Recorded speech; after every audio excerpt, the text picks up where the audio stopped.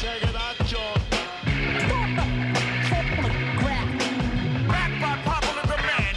Check it out, John. Are they crazy? Once again. Hello and welcome. I am Lee Peterson. I'm the host of the podcast WDcast, which is called WDcast because it's brought to you by WD Partners, whose tagline is innovation at scale.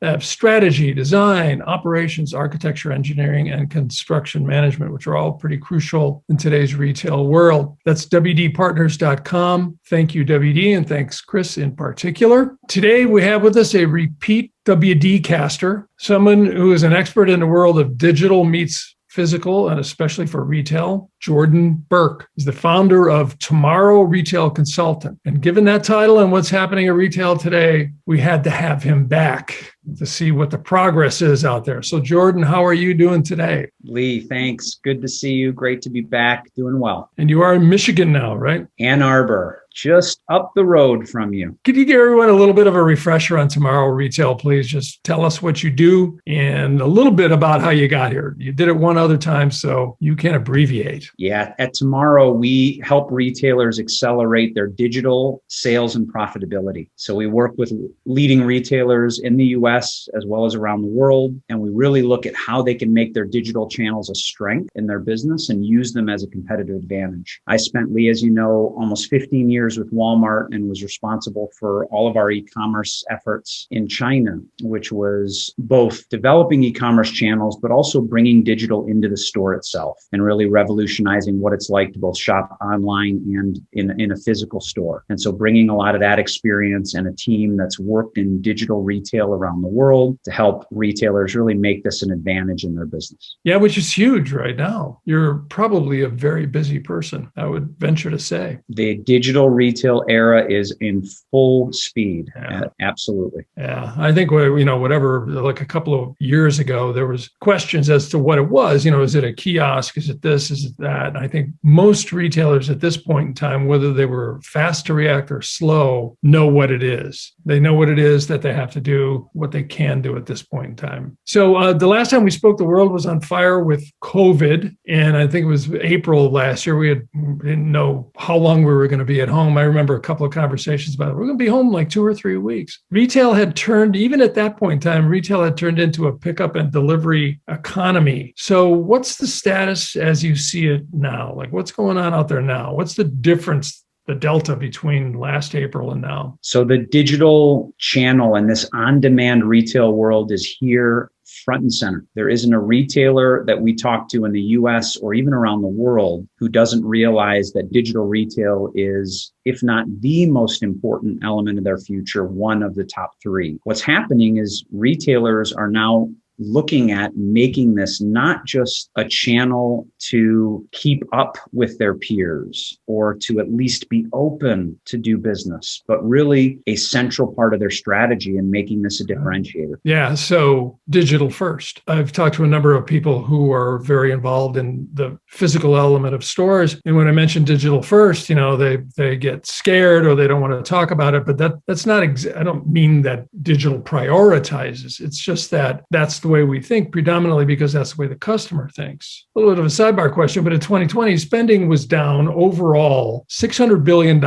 in the United States, just spending. So that's on everything. But retail itself was up by 2.9%, 3%. How do you think that happened? Retail consumption was more important to Americans than probably at any time in our history. We couldn't spend by going out and eating out of home. We didn't travel. We didn't make certain big purchases that we might have made. So retail, and particularly essential retail, everyday needs were more important than ever. I called, Q2, Q3 of 2020 peak grocery, for instance. The grocery industry had never been dependent upon like it had. So retail was there for the American public like it needed to be. And it was a real critical period to step up. In many cases, customers needed it to be accessible digitally because, to your point a moment ago, it's not that the physical presence wasn't important. It was how she wanted to engage that physical presence, how she wanted to access it, that became so much more important than it had before. And that's sticking. Customers want to be able to view and engage and order and provide feedback via digital platforms. And that's not going anywhere. that also indicates that retailers did a pretty good job. The overused word pivoting to what the customer did want or how the customer was shopping, right? I would give the retail industry an A- in terms of agility in this period. And that's probably from a C on where we were as an industry pre-pandemic. So absolutely, I think retailers took actions quicker than they ever have. They took risks, really leaped years ahead in their ability to use digital to serve customers and really drive growth in their business. There was a lot of things like we were talking last time about dark stores or cloud stores. Somebody told me not to say dark stores. It's too dark. Last time, and with your experience that you've had with that, with Walmart, now they're kind of happening. Best Buy's talking about it. Walmart is doing them here now, for sure. And they're testing it. I think Whole Foods is talking about doing them as well. And Amazon kind of always has, or they've tested them at least. And now Kroger as well. And, restaurants with kitchens, like dark kitchens and stuff like that. So do you see that continuing? There's a lot of conversation now. We have light at the end of the tunnel. We're not jumping on this type of thing too quickly, are we? No, Lee, absolutely. This is going to continue. In the US today, we have probably about 120 true dark stores, which is up from about 40 from the time we talked last year at this time. Wow. We think there will be 1,000 dark stores in the US within about a year and a half. And the logic is fairly straightforward. The amount of online order fulfillment that retailers are doing today is, as you know, about 3x what they were doing a year ago. As that number increases, the physical boxes as they are today become less practical to do that order fulfillment. So this isn't a situation where you go to a dark store first or you build a dark store just because it's a exciting, innovative thing to do. No, your stores actually are no longer able to manage the volume that you're fulfilling on a daily basis. And so the dark store is the natural graduation to a more broader pick capacity to be able to give your operation the ability to serve online demand in a way that's more practical and more efficient. An interesting thought, because there's a lot of companies, retail companies in the United States that had a lot of stores. And suddenly, one of the things that Amazon did so well over the first part of the century, but they were building fulfillment centers all over I think there's 4 here in Columbus, Ohio, of various degrees, Prime and whatnot. And now the stores are getting to the point that you were just mentioning, where the large portion of their orders are fulfillment in some way, shape, or form. Do you see that playing field sort of leveling out? Walmart is like 4,300 stores in the United States. That's more distribution centers than Amazon has. Yeah, we looked at the numbers, and in Q4, about 17% of all demand coming out of stores, and particularly big box stores, was online. So that means about at least one day a week of traffic was entirely online for most big box stores. At that level, like we discussed, you need more capacity to be able to pick and fulfill. And so dark stores are a solution where your volumes are too high to support. Vicinity is such a critical advantage. The closer you are to that customer, the more likely you are to be able to deliver that in that 4-hour or even 2-hour, 1-hour time frame that she needs. So Amazon has indeed been in a rush to get closer to customers, but retailers are certainly in a point of advantage in being able to activate that immediately. And that's what's happened in COVID is we've had across the US 35,000 stores become fulfillment centers. And as great as Amazon is in its 280 or 300 fulfillment centers, we're talking a significant factor of 100x that gives the retail industry vicinity that they don't yet have. And it's really, then it becomes kind of an operational question. Target just recently announced that, they had a great quarter and a really kind of a great year, but they announced that they had reduced cost of the last mile in terms of shipping, and they reduced e-commerce orders like 40%, I believe, by shipping out of the back room of stores. I don't know that I would have published that. It's like a blueprint. Thanks. Because, retailers have always been sort of the famous fast seconds. We used to say that when I worked for Limited was, we're not going to be the bleeding edge. We're going to be the fast second. As soon as somebody proves that thing actually works, we're going to go holy guns. Target actually delivered something to our house around holiday in 20 minutes. And it was a kid pulled up in a car and dropped the package off so you see more of that, definitely, right? Absolutely. I mean, look, they didn't give retailers anything they don't already know, which is your stores can give you a significant speed and cost advantage versus traditional fulfillment. I think the thing that Target needs to be acknowledging is in their shift away from their traditional e-commerce business and really tripling down on using the stores and only the stores, largely for fulfillment. How do they think like a platform, and how do they offer the long tail that is so important in so many of their categories? Because remember, one of the things we've talked about repeatedly is the need to both be able to do vicinity on the core, the head of the assortment, but also the long tail and being able to do, let's say, next day, 2 day on that added 1 to 5 million SKUs that make up a core long tail. So my concern for Target is, as exciting as it is and how much they've benefited in the last year, 3, 4, 5 years from now, after they've cut basically the original Target.com business back significantly, it's up to Amazon in large parts of that marketplace experience in terms of assortment and speed and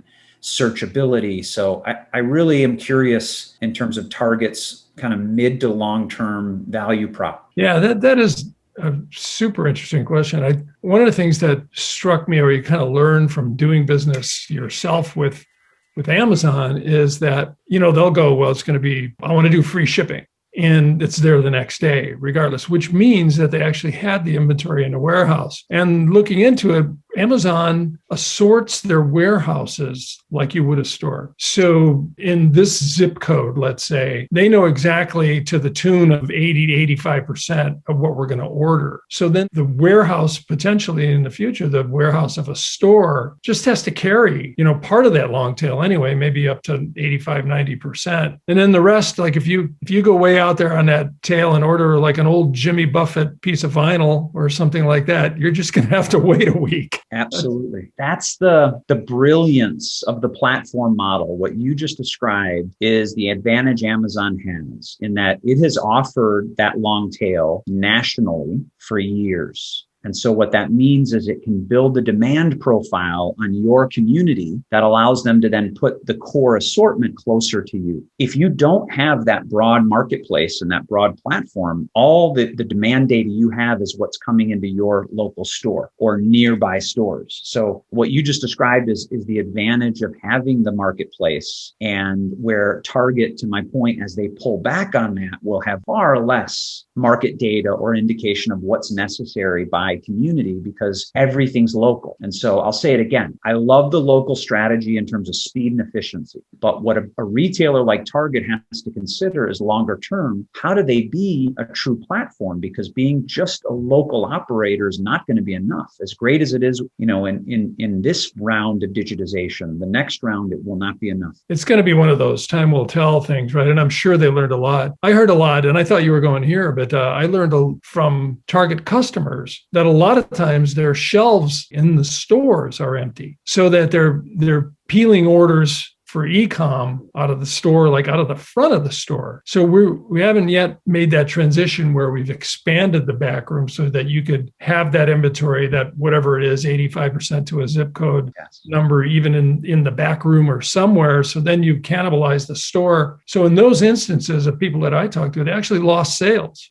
People walking into the store. And not only that, but then you get kind of frustrated and you start to think, why would I come here anyway when I could go shop online? You're touching on a plethora of omni-channel breakpoints, but yeah, getting that replenishment forecast right and being able to incorporate every channel. And then I think one of the opportunities that big box retailers have is they have started to dedicate space to what's called staging. So after the order is picked and ready, Target's taken all those old Target cafes and converted them over to staging. So you walk in and right there, your order's waiting for you. But what they haven't yet done is begin to do pick zones. One thing that we've talked about before, which is really take those high velocity online items, put the inventory for those items in a dedicated picking area that can be laid out and optimized for picking. So you've got inventory on the sales floor and that's there for customers. You've got dedicated online inventory based on your online forecast, and your pickers can be more efficient because they're within a smaller concentrated area, not fighting you or your daughter as she's in Target going for that last item on the shelf. So does that automatically sort of call for larger back rooms? It doesn't have to be a back room, so to speak. It calls for added space or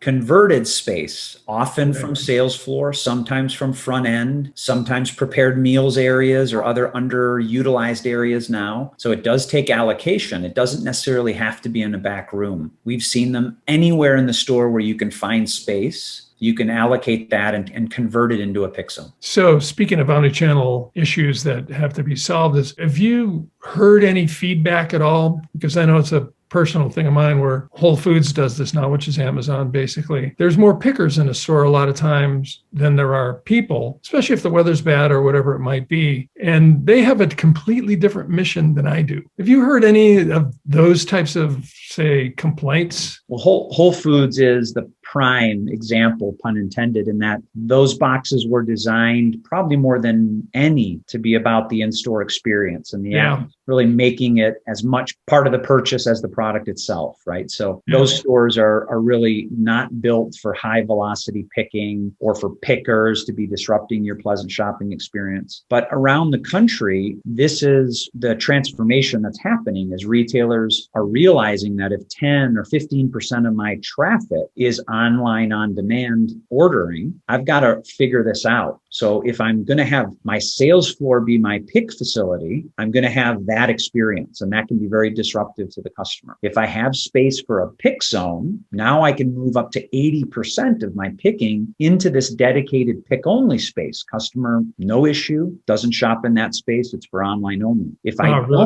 I don't have that space, or if I even burst through the demand ceiling there, now I can move to a dedicated dark store where I pull that picking to a co-located dark store, or if needed, an off-site dark store. Wow, just really, the pick zone thing really makes sense. You know, in a lot of cases, specialty retailers were doing things like that pre-ecom just by having bundles and, you know, either bundles in the front of the store or whatever. They knew what people bought stuff with. So they would be so much easier not only to shop, but for somebody to pull that for somebody else, like for a customer, for an idea. So it's an older idea in a much different form. One of the things that I've been thinking about a lot lately, and maybe you can help me with this a little, is work from home. I saw as kind of the only, that in school, you know, as the only true disruptors of this COVID, maybe logistics as well. But in terms of retail, everything that was happening, everything that happened, it was just an accelerator. Now, so one of the things about that work from home is that there's a lot of people at home, and not everybody, because everybody has all kinds of different jobs. And a lot of people had necessity jobs that they had to go through the whole thing. But suddenly the neighborhood becomes more important. Do you agree with that? Do we think that retailers in one way, shape, or form or another, a lot of what we were just talking about, need to come out more into neighborhoods somehow, either with a dark store or with who knows, like Amazon did trucks a while ago. I don't even know if they worked. Small stores, pickup centers, that type of thing. Yeah, it's a great question. And I think to your point, so many elements have been disrupted or transformed during this period. Almost fill in the blank from home. So health from home, shop from home, educate from home. I think in general, this period will have had a permanent effect on how little interaction we have outside of home. And I think one thing I've been talking about is virtual reality has actually seen an enormous acceleration from this experience. I think ultimately we'll be connecting with people in virtual reality much faster than we would have after this period. But to your point, how do retailers restructure their fleet or think about real estate differently? Right. I think it comes back down to what we probably would call on-demand retail. If your category is one where you need to be able to reach the customer in an hour or in that kind of instant time frame, then you've got to have locations close enough to your customer to be able to enable that. If experience or the DIY shopping that we call it, where the customer likes likes to go into the store and shop themselves. If that's still an element of the experience, then you have to consider that too. And your space has to have both fulfillment and DIY space or experiential space. You used to think about store types as assortments, and I think it's going to come to that only with a completely different assortment, right? Where you might have some dark stores, you might have some experience only stores, and then you could have hybrids all over the place. But then you might also do things like pop-ups in neighborhoods, or, who knows, just a box somewhere in an industrial area that's close to a neighborhood, a high pro neighborhood that you could get things to in 15, 20 minutes. Again, like it's retail sort of redone. Those three tiers are exactly how we see it also. You'll have your fulfillment only space, you'll have your hybrid space, you'll have your flagships, your really experiential where you're not so focused on sales volume and transaction. You're really building relationships and acquiring customers into your retail brand and ecosystem. So overall, like everything that we're talking about, and even right from the beginning, especially compared to last year, when you're talking about these types of things in boardrooms, just below sea level, does everybody get it now? Is everybody on board? Yeah, it's fascinatingly, I would say the first level understanding of digital retail is now fairly widespread. It's the second level that I think is still yet to take. So first level, what is that? It's the fact that we have to enable the customer to access us digitally. We have to be able to fulfill and do that accurately and quickly. We've got to have a basic ability to build digital products, whether that's consumer products or our own tools. That now is really taken hold. That next level of thinking, though, is around the retailer as a platform and how being just a purveyor of a certain category and fulfilling that category is not enough, but how you have to now become a platform where other businesses are going to be using your platform to connect with your customers. And you're serving those businesses through a marketplace experience, through merchant tools, through data and media services, really diversifying yourself from being a retail business to being a true platform.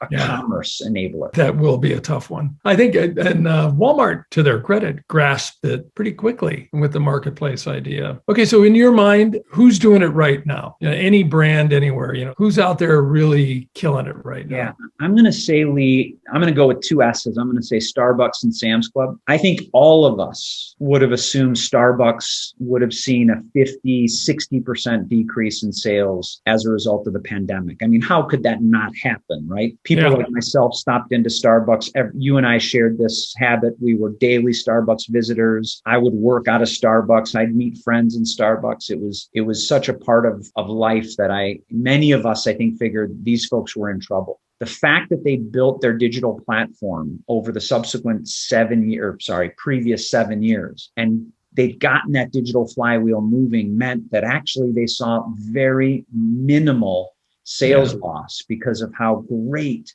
that Starbucks app is, and that mobile order, mobile pay, reward, everything about my Starbucks experience could go digital with the exception of the social element. They just nailed it, and they made it easier than any other cafe around in your community to get your coffee and keep that connection. Yeah, it was a lesson for local guys too, right there, I think. And Starbucks is monetizing that platform, right? You can actually license the Starbucks mobile app for your own cafe or your own business. So back to the point of being a platform, they realize that they've got to find alternative income to fuel this digital flywheel. Sam's Club, maybe even a better example. This is a business that for 10 years has had a competitor that seemingly outplayed it, as Costco proved again and again that having great product was all that mattered. Well, Sam's Club 4 years ago began to lean in on its digital platform and make digital a strength. It built a great online ordering experience and started fulfilling from stores. It took scan and go and really leaned in to make shopping in the clubs easier, a la Starbucks and the Starbucks app. And as things got difficult, we saw members who often have two memberships say it's just not practical for me to go and wait 45 minutes and deal with that Costco experience when Sam's Club has just totally removed all that friction for me. And so whereas Sam's had for literally 5 years been underperforming Costco by about 500 basis points of sales growth, they flipped it. And in the last year, Sam's has outperformed Costco by 100 basis points. So there's 600 bips. And the only thing I saw change in the last 12 months between Sam's and Costco was that Sam's was available digitally and Costco decided it wasn't important. Well, even something as simple as Costco didn't believe in buy online, pick up at store. Stunning. I guess That's called flat earth retail. That's exactly what it is, actually. Okay, I know you got to get going. So just a couple more questions here. And this one is per our owner, Chris Thorslag, who said he was interested in finding out from you what the U.S. digital adoption rates are versus Asia and maybe even China in particular, which you have more expertise in. Well, shout out to CD. Hope he's doing well. So let's take current numbers and compare, because what's so fascinating is how much the gap has closed in the last year. It was easily 5 years behind China on many digital metrics, and now some of those have closed dramatically. So e-commerce penetration in China will probably end 2020. We've seen some numbers, but we'll come out at probably around 28%, maybe 30%. The US will come out at 23%. Before the pandemic, China was 2.5x the US, and now 1.4. So that's glasses half full on the pandemic right there. That's credit to the retail community. Back to your call out there. That is a pretty amazing leap in serving customer demand. Grocery, similar. Grocery was about 5 years behind, and now we're seeing grocery about 11% of US retail in grocery is digital, and China will come out numbers probably around 17%. So it's still a gap, but not nearly what it was before. However, mobile pay and the use of the phone in the store is still 5 years behind. Yeah. So recent numbers within big box retail show about 70% mobile pay penetration. Wow. That means 7 out of 10 transactions are paid for using a mobile app. That number, last I saw, is around 7% in the US. Yeah, and the 7 out of 10 in China is not a small number. It's 7 out of 10 of a big number, like a much bigger number. That's right. Than us. That's right. 4 times the population, just about. So what that means is the customer's already very accustomed to having her phone active and a part of her shopping experience. And so that's where in China you see things like mobile checkout can do 30% of a retailer's sales. And in the US, that number is quite a bit smaller, though credit to Sam's Club. They're making a lot of progress on that KPI also. Yeah, and I think a lot of it is, and with grocery shopping as well, is just training the consumer. And, it reminds me of our slow adoption to e-commerce altogether. The first time I did it, I thought, why am I going to a store in December again? And I think that happened to everybody this December. And so I think that's why you'll see much more adoption going forward. Apps went up, everything went up in terms of e-com here in the United States, and hence the changes, right? So just a couple of softball questions and I'll let you go. But what do you think 21 and 22, sort of the next year, is going to bring? You think thumbs up here? Are we seeing light at the end of the tunnel? Lee, I think like many people, I'm feeling really optimistic that we're going to see a very different situation in the summer. I think we'll see a sense among most Americans of feeling a bit safer and so more comfortable being outside. I think this will be the summer of outdoor activities. It'll be unlocking an energy that we haven't seen maybe since the summer of '69 in terms of people excited to get out and do stuff. I still don't see travel, particularly air travel, coming back until probably October. At this point, when we look at things, we think it's probably a high enough vaccination rate and a low enough case count that by the autumn, we'll start to see some travel return. But yeah, this is going to be a really exciting year ahead for many folks. Summer of '69, that was Woodstock, wasn't it? Yeah, I just always heard how exciting that summer was growing up. So little love for me too. That generation. Let me ask another question along those lines. Do you think there's going to be an all Big Ten Final Four? I can't imagine. I don't think we've ever seen a conference with this many 1 or 2 seeds, possibly. So some stars have aligned, but being a Michigan guy, I'm not holding a lot of faith because things haven't worked out well for us in the last few years. But let's see, including this past weekend. Congrats again on the win for OSU. Thanks. Well, you guys get to Big Ten championship games and lose in football, and we get to the championship games and lose. So I don't know. We're in the same boat, kind of. All right, Jordan, thank you very much. As always, you've been very gracious. Much appreciated. Thanks for making WDcast better. I really appreciate it. Good luck, and here's to all of us in 21. So people, be sure and listen to WDcast as we grill extremely interesting guests like Jordan up there in Michigan in order to extract some much needed brilliance. And be sure to subscribe to this podcast, which is at WDpartners.com. You go to the podcast icon at the bottom of the page, hit the permanav. We've got about 45 to 45 issues up there, from CEOs to entrepreneurs to great phygital retailers like Jordan. So thank you very much. And always remember, if you're a leader, it's your job to do the best that you can. Talk to you later. Thank you.